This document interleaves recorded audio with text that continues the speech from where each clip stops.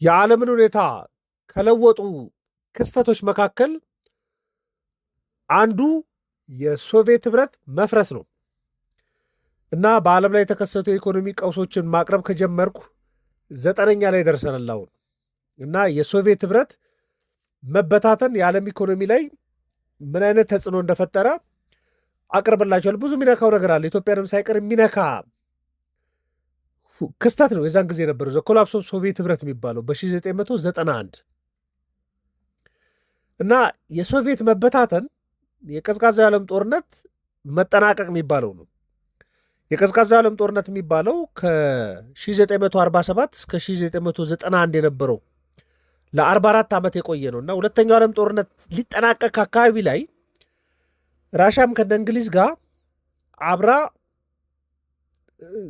እንደው ጥቃት ታደርስ ነበር ጀርመንን ለማሸነፍ ማለት ነው። ነገር ግን ጀርመን ልትሸነፍ አካባቢ ላይ የሶቪየት ህብረት ስለነበረች ማለት ነው። ሶቪየት ህብረትና እንግሊዝም አሜሪካም አንድ ላይ ነበሩ። ከሆነ የሁለተኛው ዓለም ጦርነት መጠናቀቂያ አካባቢ ላይ ወደ 1944 አካባቢ ላይ ሶቪየት የጀርመንን ምስራቅ ክፍል ይዛ ነበር። እነ ፈረንሳይ እነ እንግሊዝ እና አሜሪካ ደግሞ ምዕራቡን ይዘው ነበር። የጀርመንን ምዕራብ የበርሊን ግንብ መሀል ላይ የታጠረው የበርሊን ግንብ የመጣበት ዋናው ምክንያትም እሱ ነው። ምስራቅና ምዕራብ ጀርመንን ለየ። ከዛ በኋላ ጦርነቱ ቢጠናቀቅም ሁለተኛው ዓለም ጦርነት ቢጠናቀቅም ሶቪየት ህብረት የራሷን ድርሻ ያዘች፣ አሜሪካም የራሷን ድርሻ ያዘች። አሜሪካ ከምዕራባውያን ጋር ከሌሎቹ ሀገራቶች ጋር እና በዛ መሃል ግን የፕሮክሲ ጦርነት ያደርጉ ነበር። ቀጥታ ሁለቱ ሶቪየት ህብረትና አሜሪካ ባይዋጉም ነገር ግን የውክልና ጦርነት ያደርጉ ነበር። ፕሮክሲ ዋር የሚባለው ለምሳሌ በደቡብና በሰሜን ኮሪያ ላይ እሱን አከናውነውታል። የቪየትናም ጦርነት የምታስታውሱት ነው። የሰሜን ቪየትናም ሁለት ቦታ ከፍለው ሲዋጉባት ነበር። አፍጋኒስታንም በተመሳሳይ አፍሪካ ውስጥም ኢቨን እዚህ ኢትዮጵያ ሳይቀር ማለት ነው። በቃ የደርቅ የመውደቅ ስርዓት ማለት ነው። እሱ ወደ መጨረሻ ላይ አካባቢ ነበረው። ላቲን አሜሪካ ውስጥ እነ ኩባን ጨምሮ ውጊያ ያደርጉ ነበር እና የጦርነት ፉክክር ነበራቸው። በቃ ብዙ መሳሪያዎችን ይሰሩ ነበር። በጦርነት ራሳቸውን ጠንካራ ለማድረግ ሶቪየት ህብረትና አሜሪካ ይተጋተጉ ነበር እና የሀሳብ ጦርነት ነበር። የአይዲዮሎጂ ጦርነት ነበረ። አንዳንድ ሀገራቶች ሶሻሊስት ይሆናሉ። ለምሳሌ ኢትዮጵያ በደርግ ጊዜ ሶሻሊስት እንደነበረችው ከሶቪየት ህብረት ጎን ነበረች። እነ ኩባ፣ ሰሜን ኮሪያ፣ በተወሰነ መልኩ እነ ቻይና ደግሞ እዚህ ጎረቤት ብትሄዱ ኬንያ ደግሞ እነ ካፒታሊስት ሆነው እንደሚቀጥሉት እነዛ ፉክክር ነበራቸው አይዲዮሎጂ። እሱ ብቻ ሳይሆን ጨረቃንም የረገጡት በዛ ፉክክር ወቅት ነው እና ሶቪየት ህብረት ዋርሳው የሚባል የሚሊቴሪ ግሩፕ አላት። አሜሪካ በተመራው ደግሞ ኔቶ የሚባለዋል እና በወቅቱ የሶቪየት ህብረት ፕሬዚዳንት የነበረው ጎርባቾቭ እና የአሜሪካው ሮናልድ ሬገን ናቸው ይህ ያለቀው በቃ ቀዝቃዛው ዓለም ጦርነት ይጠናቀቅ የተባለው እና ግን ቀዝቃዛው ዓለም ጦርነት የሚባለው መታኮስ የለውም። ነገር ግን በአይዲዮሎጂ ለ44 ዓመት ትግል አድርገዋል እና የእሱ መጠናቀቅ ነው የሶቪየት ህብረት መጠናቀቅ የሚባለው እና የዓለም ፖለቲካ ቅርጹ ተለውጧል። ይሄ ሶቪየት ህብረት የሚባለው እንደው ግንዛቤ እንዲኖራችሁ አንደኛው ዓለም ጦርነት ከተጠናቀቀ በኋላ በ1922 አካባቢ ላይ ነው በፌዴሬሽን የተዋቀሩ 15 ሀገራቶች ሶቪየት ህብረት የሚባለው ነው የመሰረቱት እና ለ69 ዓመታት ቆይተዋል። እንግዲህ ከ1922 እስከ 1991 ድረስ ለ69 ዓመት ነው የሶቪየት ህብረት የሚባለው እና አንድ ግዙፍ ፌዴሬሽን የፈጠሩት 15 ነባር የነበሩ ሀገራቶች። ከዛ በኋላ ነው 15 ቦታ የተበተኑት። ግማሾቹ ምስራቅ አውሮፓ ገቡ። አሁን ለምሳሌ ራሽያ ወደ ምስራቅ አውሮፓ ሄደች። ዩክሬን፣ ቤላሩስ፣ ሞልዶቫ የሚባሉት ምስራቅ አውሮፓ ሆኑ ከተበተነች በኋላ።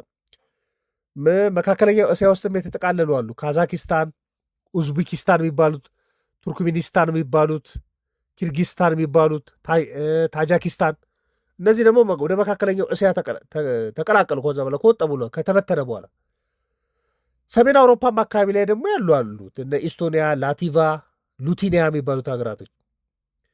ካውካሰስ የሚባልም ግዛት አለ በአውሮፓና በእስያ መካከል ያለው እንደ ጆርጂያ፣ አርሜኒያ፣ አዘርባይጃን እንደዚህ የተበተነችው የሶቪየት ህብረት።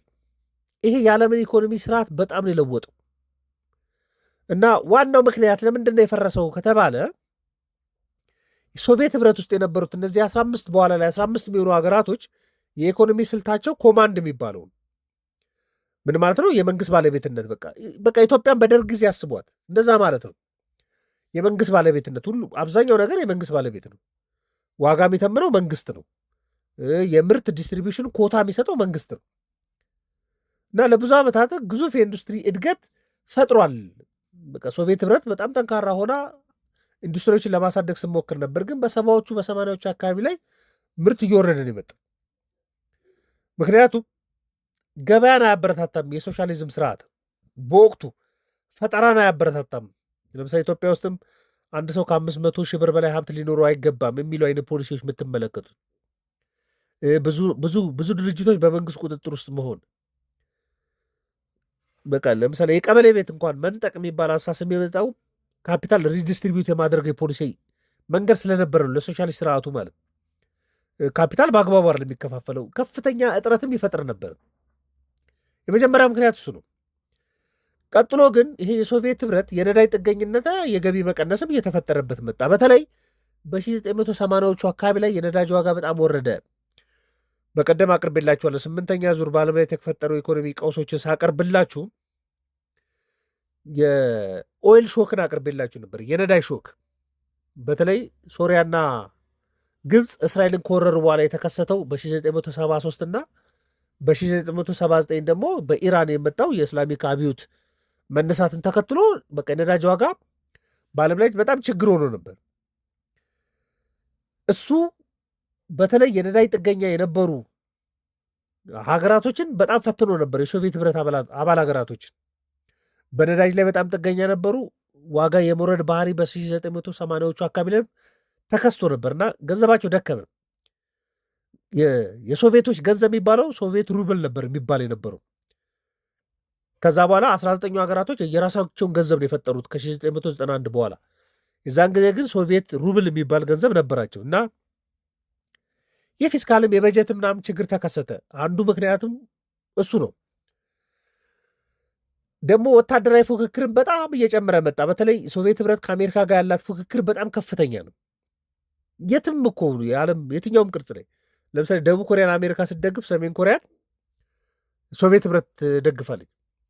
ኩባን ሶቪየት ህብረት ስትደግፍ አሜሪካ ደግሞ ሌላ ሀገራቶች፣ አፍሪካ ውስጥም በተመሳሳይ ማለት እና ወታደራዊ ፉክክሩ በጣም በዛ እና በቀዝቃዛው ጦርነት ወቅት ከአሜሪካ ጋር የነበራት ወታደራዊ ፉክክር ሶቪየት ህብረት በጣም ሀብቷን ያዳከመው። ደግሞ ጦርነትም ነበር፣ ከአፍጋኒስታን ጋር ጦርነት ውስጥ ነበረች። ምክንያቱም ይሄ መውጣትና ራሳቸውን መቻል የሚፈልጉ ሀገራቶች የራሳቸው ጥያቄም ስለነበራቸው ከጎረቤት ጋርም ጠብ ነበርና ከአፍጋኒስታን ጋርም ጦርነት ነበረ። ወታደራዊ ወጪዋ በጣም እያደገ መጥቷል። እንደው የሚባለው ምንድን ነው እስከ 17 ከመቶ ድረስ ለሚሊቴሪ ያወጡ ነበር። የቀዝቃዛው ዓለም ጦርነት ፉክክር ስለነበር እና ሸማቾች የሚበላውና ያጣው። ምክንያቱም ለጦርነት መፎካከር ኦፖርቹኒቲ ኮስቱ በቃ ዜሮ የሚባል ነው፣ ከፍተኛ የሚባል ነው እና እሱ በጣም ችግር ነበር። ሁለተኛ ምክንያት የነበረው እሱ ነው። ግን እነ ሮናልድ ሬገንም ከመጡ በኋላ አንድ የሚያደርጉት ነገር ምንድን ነው? በምስራቁ በኩል የነበሩ የሶቪየት ህብረት አባል ሀገራቶችን ይሸረሽሩ ነበር። በቃ እንዲወጡ ከሶቪየት ህብረት እንዲወጡ ይገዘግዙ ነበር አብረው ማለት ነው። ሪፎርም ለማድረግ ሞክሮ ነበር። በዛን ጊዜ የነበረው የሶቪየት ህብረት የመጨረሻው መሪ የሚባለው ከ1985 እስከ 1991 ሶቪየት ህብረት እስክትበታተን ድረስ የነበረው ሚካኤል ጎርባቾቭ የሚባለው መሪ ነበርና እንግዲህ በወቅቱ ከ1991 በፊት ሶቪየታዊ ነው የነበረው። ከ1991 በኋላ ደግሞ ራሻዊ ነው የሆነው ሰውየው እና ሶቪየት ህብረትን ይመራ ነበር እና ሪፎርም ለማድረግ ሞክሮ ነበር። በቃ የኢኮኖሚ ሪፎርም የፖለቲካውን ኦፕን ለማድረግ ሲሞክር ነበር። ግን ሪፎርም ሲያደርግ የነበረው በግማሽ ነበር እና ተከታታይነት ኢንኮንሲስተንሲ የሚገጥመው ስለነበረ በቃ ወደ ዋጋ ቁጥጥር ነው የተመለሱት። የመንግስት የአቅርቦት ሰንሰለት በጣም ተዳከመ። የፖለቲካ ቁጥጥሩ በጣም ተዳከመ እና የኢኮኖሚ ቀውስና የፖለቲካ መከፋፈል ፈጠረባቸው። የዛን ጊዜ መሰንጠቅ ጀመረ ማለት ነው። በቃ ሀገራቶቹ እነዚህ 15 ሀገራቶች ራሳቸውን ለመቻል የሚፈልጉት ሀገራቶች ብዙ ሆኑ፣ ግጭት ማስነሳት ጀመሩ እና የሶቪየት ህብረትም ጠቅላላ ሀገራዊ ምርት የአባል ሀገራቶች ጠቅላላ ሀገራዊ ምርት ጂዲፒ በጣም እየቀነሰ መጣ። ዋጋነት በጣም አደገ። ግዛቶቹ ነፃነት ፈለጉ እና ተበተነ ማለት ነው። በ1991 ተበተነ። በእርግጥ ጎርባቾቭ እና ሮናልድ ሬገን በተስማሙበት ነው ይሄ የተከሰተው። አሁንም አንዳንዴ እነ ፑቲን አንዳንድ መግለጫዎች ላይ ጎርባቾቭ የሰራውን ስህተት እኛ ለማረም እንፈልጋለን፣ ተመልሰን ሪፐብሊካኖቹን ዩኒየኑን መፍጠር እንፈልጋለን የሚል መግለጫዎች አንዳንዴ ሲሰጡ ተመልክቼ አውቃለሁ። በስምምነት ነው ግን ወዶን ብቻ አይደለም ተገፍቶ ነው። በቃ በምስራቅ በኩል ያሉትን ሀገራቶች በሙሉ ማሳመን ጀምረው ነበርና የነፃነት ጥያቄ እያመጡ ነበር። ሲበተኑ ራሽያም ራሷን ችላ ተበተነች። በወቅቱ የሩሲያ ፌዴሬሽን የነበረው በቦሪስ የልሲን ነበር ይመራ የነበረው። በዓለም የዛን ጊዜ የሁለት ሀገራቶችን ፉክክር ያቅ ነበር። የሶቪየት ህብረት ፉክክርና የአሜሪካ የሚባል ፉክክርን ያቅ ነበር። ኦቨርናይት ሶቪየት ህብረት የምትባል ሀገር ጠፋች ማለት ነው። ከዛ አሜሪካ የምትባል ሀገር ተፈጥራ ሳይሆን በቃ የበላይነቷን አሳይታ ተጠናቀቀ። በቀላል ስምምነት ነው ይሄ የተከሰተው። ከዛ በኋላ እነዚህ 15 ሀገራቶች የራሳቸውን ገንዘብ እየፈጠሩ የራሳቸውን ፖሊሲ እየፈጠሩ የራሳቸው ድንበር ግጭት ውስጥ ምናምን መግባት ጀመሩ። ከ1991 እስከ 1900 በቃ በተለይ በዋናነት ከ1991 ምናምን ባለው ውስጥ የነራሻ ኢኮኖሚ እስከ 40 ከመቶ ነው የቀነሰው። የኢንዱስትሪ ምርቶቻቸው ቀነሰ። ድህነት በጣም ነው የተስፋፋው። ዋጋነት በጣም ከፍተኛ ሆነ እና በተወሰነ መልኩ የቀውስ ወቅት ሪፎርም ለማድረግ ስትሞክር ነበር ራሽያ ራሱ። ለምሳሌ ድርጅቶችን ወደ ግሌ ማዞር፣ ለዓለም ክፍት ለመሆን ይሄ ፕራይቬታይዜሽን፣ ሊበራላይዜሽን በቃ ሙከራ ሲያደርጉ ነበር። ግን ተቋሚ አሰራራቸው ከሶሻሊስት የመጣ ስለሆነ ጠንካራ ስላልነበረ ደካማ ስለነበረ ውጤቱ በቃ ሀብት ምዝበራ ነው የሆነው። ካፒታል በጣም አውትፍሎ ያደርግ ነበር። ሀብት በጣም ይሸሽ ነበር። የፋይናንስ ቀውስ ነው የተፈጠረባቸው እና ለመደበኛው ህዝብ እሱ በጣም መከራ ነው የሆነው እና ገቢ ተዳክመዋል። ማህበራዊ ድጋፍ ተቋርጠዋል። በጣም ከፍተኛ ተጽዕኖ ነው የፈጠሩ እና ዓለም አቀፍ ተጽዕኖ ስንመለከት የዛ ወቅት ላይ ኢትዮጵያ ውስጥም መንግስትን የለወጠ ማለት ነው። በቃ 1983 የነበረው የመንግስት ለውጥ አንዱ ምክንያት ይሄ ነው። በቃ አብዮቶች ተለውጠዋል። የኮማንድ ኢኮኖሚዎች ተለውጠዋል። ሶሻሊስት የነበሩ ኢኮኖሚ ተለውጠዋል። ሶቪየት ህብረት ብትንትና ለምሳሌ እናንተም ብዙ ታውቃላችሁ። በደርግ ጊዜ ሶቪየት ህብረት ሄዶ የተማረ ሰው፣ ራሽያ ሄዶ የተማረ ሰው፣ ዩክሬን ሄዶ የተማረ ሰው ትሰማላችሁ። ኩባ ሄዶ የተማረ ሰው። ምክንያቱም ሪሌሽንሽፕ የሚኖረው በቃ ባይላተራል ብቻ ነበር የነበረው በዛ ወቅት ላይ እና ዓለም አቀፍ ተጽዕኖውን እንኳን በተወሰነ መልኩ ብነካ ዋና ዋና የሚባሉት አንደኛ የሁለት ሀገራቶች ፉክክር ቆመና የአንድ ሀገር የበላይነት ተፈጠረ። በቃ አሁንም ብሪክስን ራሽያና ቻይና ብሪክስን ለማጠናከር የሚፈልጉት የአንድ ሀገር የበላይነት የአሜሪካ የበላይነት እንዲጠፋ ይፈልጋሉ። ምክንያቱም በዛ ወቅት ላይ የሶቪየት ህብረትና የአሜሪካ ነበር ይፎካከሩ የነበረው። አሁን አሜሪካ ብቻ ሆናለች። እሱን የወሰነ ነው። የሚገርማችሁ ለብዙ ዓመታቶች ለ44 ዓመታቶች የቆየ ማለት እሱ ፉክክር ሰብሯል። የሶቪየት ሀብት ለዓለም ገበያ ተከፈተ። አንድ ሶቪየት ህብረት የነበረችው ገበያ 15 ገበያ መሆን ጀመረ ማለት ነው። ሶቪየት ህብረት ለዓለም ገበያ በጣም ክፍት ነው። ብዙ ሀገራቶች አሉ አሁን አውሮፓ ውስጥም ያሉ ምስራቅ አውሮፓ ያሉት እነ ዩክሬንም፣ ቤላሩስም፣ ሞልዶቫም በአውሮፓና በሳይ መካከል ያሉት አሉ እነ ጆርጂያ፣ አርሜኒያ፣ አዘርባይጃን በቃ ኤስቶኒያም፣ ላቲቪያም፣ ሉቲኒያም ሰሜን አውሮፓ ያሉት ሀገራቶች በጣም ብዙዎቹ ክፍት ነው የሆኑት። ካፒታሊዝም በጣም እየተስፋፋ የመጣው ምክንያቱም ሶሻሊዝም በቃ ስለተዳከመ ካፒታሊዝም ፉክክሩ ላይ በቃ ከፍተኛ መሆን ጀመረ ማለት ነው እና እነ አሜሪካ ሶሻሊስት የሆኑ ሀገራቶች ላይ ያለ የትግልንም ይደግፉ ስለነበረ በቃ ደርግ እንደወደቁ አይነት ሌሎችም ሀገራቶች ላይ እንደዛው